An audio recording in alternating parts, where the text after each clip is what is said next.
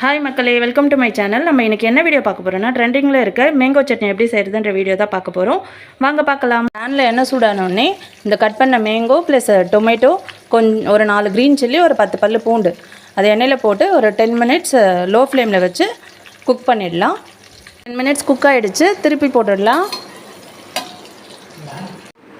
இந்த மாங்காவை தோலை ரிமூவ் பண்ணிவிட்டு இதை ஆட் பண்ணிக்கலாம். இந்த கொத்தமல்லி கொஞ்சம், இந்த ஆனியன் குட்டி குட்டியாக கட் பண்ணி வச்சுருக்கேன், அதையும் ஆட் பண்ணிக்கலாம். ப்ளஸ் இந்த ரெட் சில்லி, கரம் மசாலா கொஞ்சம் ஆட் பண்ணிக்கலாம். தேவையான அளவு சால்ட் ஆட் பண்ணிக்கலாம். இதை அப்படியே கிரைண்ட் பண்ணி எடுத்துட வேண்டியது தான். சூப்பரான டேஸ்டியான மாங்காய் சட்னி ரெடி ஆகிடுச்சு. பார்க்கும்போது நாக்கில் தண்ணி ஊறுது.